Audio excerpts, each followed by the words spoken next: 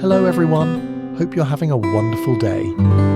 Today we're diving into the moment DJ finally makes its first real profit, just as a mysterious car stops in front of their tiny warehouse.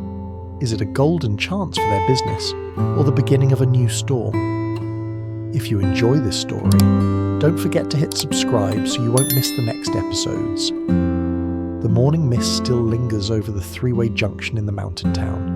Trucks and motorbikes loaded with sacks of cassava, corn and vegetables crawl slowly past the small blue sign, DJ, Agricultural Collection Point.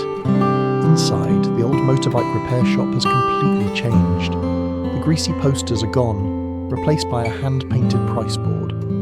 Wooden pallets are stacked like small mountains. In the middle of it all stands Dieppe, one hand holding a notebook, the other gripping her phone. James, checking his cheap wristwatch. If we don't start on time today, the whole plan will collapse. Dieppe, half teasing, half serious. Then we just don't collapse. Simple. She coughs lightly, shifting her weight from her still weak leg. The scar from the fall off the cliff hasn't fully healed, but her eyes are brighter than ever. Dieppe flips open the notebook. Lines of numbers, names of villages, and crops written carefully in her neat handwriting. Dieppe. Okay? Listen. Group 1. You go up to Village A for taro. Only buy from the fields we marked last week. Group 2. Village B. Ginger and turmeric. Check the soil and the smell. No mould, no rot. Group 3. Stay here. Help me weigh and record everything. Around her, a handful of young workers in old jackets and rubber boots nod seriously. They're not employees in suits, just mountain boys and girls who used to carry bags on their backs for middlemen. Today they wear bright orange armbands with the letters DJ. James. And remember, we pay fair, but we only pay for good goods. If someone mixes bad taro in, call me or Miss Deep first. No arguing, okay? The team answers in chorus, their voices mixing with the clatter of passing trucks. Cut to Ext village. A. Late morning. Terraced fields climb up the hillside like giant green steps. Instead of staying in the office, Dieppe limps slowly between the rows of taro, the earth still damp under her rubber sandals. A farmer woman, face tanned by the sun, watches her skeptically. Farmer woman. City people usually just stand at the road and shout. Why are you walking all the way down here, miss? Dieppe kneels down, ignoring the stain on her pants. She digs carefully and pulls up a taro plant, brushing the soil from the corms. Dieppe. Because I'm not from the city, and if I don't see it myself, how can I dare pay you a higher price? She weighs a corm in her hand, presses her thumb into the flesh. Dieppe. Conteed. This is good. Heavy. Firm. No hollow inside. If all your field is like this, we can sign a longer-term deal later. The farmer woman's eyes soften a little. Farmer woman. But the middlemen used to cut 2 kilos off every bag. Will you do the same? Dieppe looks straight at her. Dieppe no cutting weight. We weigh once clearly in front of you. You can even write the number down yourself. I just ask one thing. Don't mix rotten taro inside. If you trust us, we'll trust you. A beat. The woman glances at her husband, then nods. Farmer woman. Fine. Today we try your way, Miss DJ. Dieppe chuckles at the new nickname. Cut to Ext village B. Midday. James rides his old motorbike up a steep dirt path, a young worker hugging a bundle of empty sacks behind him. The smell of ginger and wet soil fills the air.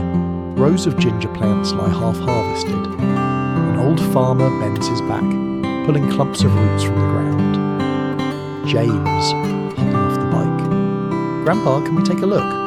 The old farmer eyes James's torn jeans and worn jacket. He doesn't look like a rich man's son anymore. Old farmer. Last time the traders paid late. I had to borrow rice. You pay slow, I won't sell. James doesn't try to defend himself. He just squats down, grabs a clump of ginger and snaps a piece in half. A fragrant, spicy scent bursts into the air. James. We pay at the scale. Same day. The price I said last week, still that price. If the goods are good, we both win. If we cheat each other, no one grows. The old farmer studies him, then silently points to the harvested pile. Old farmer. Then weigh it fair. My back is old. I just want to work and sleep in peace. James smiles. James deal. Montage. DJ's collection day. Motorbikes and small tractors loaded with taro, ginger and pumpkins crawl down the mountain road like a slow-moving caravan. At the DJ yard, a makeshift tent has been set up to shade the scale. Deep stands by the table, pen in hand, checking each sack. Close up, numbers appear in her notebook. Mrs. Lan, 125 kilo taro. Mr. Tew, 80 kilo ginger. Village Bee Cooperative, 300 kilo mixed roots. Workers in DJ armbands help unload, stack and mark each lot with chalk on the ground. Back to XT. DJ yard. Afternoon. A middle-aged farmer, Mr. Bayar, wipes sweat from his forehead as his sacks of taro are lifted onto the scale. The needle stops at 100 kilograms. Dieppe 100 even. Price is... She reads from the price board, writes down the amount and pushes the notebook toward him. Dieppe, Comte. Please check, Uncle Bar. If the number is wrong, tell me now. He squints, lips moving as he counts in his head. Finally, his rough fingers trace the line of writing. Mr. B.A., last week the trader said my scale was light and cut 3 kilos. You don't cut anything? Dieppe, shaking her head. If your goods are clean, I don't cut. If there's a problem, we talk directly. DJ is new here. We still need your trust more than your taro. The workers around them chuckle quietly. Mr. Bayer's suspicious face softens into a small, shy smile. Mr. Bayer. Then, next week I'll bring the taro from my upper field too. Better land up there. Deep's eyes light up. Dieppe, good. But remember, good goods, good price. That's our rule. She stamps the receipt and hands him his money. Crisp notes, counted slowly into his calloused hands. Cut to later, same afternoon. The sun dips lower, painting the yard in warm gold. Sacks are now lined in neat rows. The DJ board inside is full of new names and numbers. Suddenly a shout from the scale. Worker. Miss Deep. There's a problem here. Deep hurries over. On the scale is a sack supposedly full of taro, but when a worker slits it open, several black rotten corms roll out from the middle. The farmer who brought it, a thin, nervous man, freezes. Farmer, I just mixed a little. The others all do it too. If you don't take it, I can't pay school fees. The yard falls quiet. All eyes turn to Deep. Even James, hands dusty from stacking sacks, stops what he's doing and watches from a distance. Deep takes a slow breath, forcing her voice to stay calm. Deep. Uncle, I know it's hard to grow these crops, but if we start like this, DJ won't survive even one season. She kneels, picks up a black rotten corm with 2 fingers. Deep, contoured. If I pay full price for this, I have to sell it. When someone cuts it open, they won't blame you. They'll say DJ cheats. The farmer stares at the ground. Farmer. So, you won't buy? Dieppe, I will, but only the good part. She nods to the workers. Dieppe, Comte. Open the sack. Good taro on one side, bad on the other. Good gets full price. Rotten, we throw away.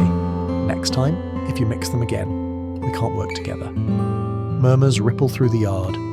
The farmer's face burns with shame, but also relief. Farmer, quietly. I'm sorry, miss. I thought you'd squeeze me like the others, so I tried first. Her expression softens. Dieppe. Then from today we stop being afraid of each other. You bring honest goods. I pay an honest price. Deal? He nods, gripping the money she later presses into his hands for the clean taro. At the back, James watches, pride flickering across his tired face as DJ workers quickly sort the sack and reset the line. Cut to Ext. DJ yard. Sunset. The last truck rattles away. The yard is quiet except for brooms scraping dirt. The sky behind the mountains glows orange. Deep sits on a low stool by the doorway, adding columns of numbers in her notebook. Her leg throbs. She ignores it. James walks over with 2 steaming cups of instant coffee. James accountant Deep, your salary. She takes 1, lips curling. Deep, careful. 1 wrong 0 and DJ explodes. James, if 1 0 can kill us, we deserve it. They laugh, small and tired. James crouches beside her. Close on, the notebook, purchase costs, wages, fuel, rent. Dieppe, murmuring, tarot, ginger, transport. She writes 1 last figure, then freezes. James, well? She checks again, just in case. Dieppe, we have profit. She almost whispers it, as if afraid the words will disappear. Deep, content, not much. But today, we didn't lose. For a second, he's stunned. Then James burst out laughing, almost spilling his coffee. James, we did it. DJ didn't die on day 1. He raises his cup. James, content, to DJ's first real profit. She taps her cup against his. Dieppe to DJ, and to not dying broke on this mountain. They drink, grinning. Cut to Int, James's mountain house. Night. The house is simple but warm. Low table, homemade chairs, 1 light bulb, wind whispering through bamboo outside. On the table, the same notebook, now open on a fresh page titled Plan. James breaks instant noodles into a pot. Deep slices fresh ginger, its sharp smell fills the room. James, is that ginger for flavour, or to remind us it's money now? Deep both. Good for the stomach, good for the business, he smiles. James, look at you, acting like a CFO already. Deep, I just don't want us to go back to 0. He watches her for a beat, seeing the scar at her temple, the quiet determination.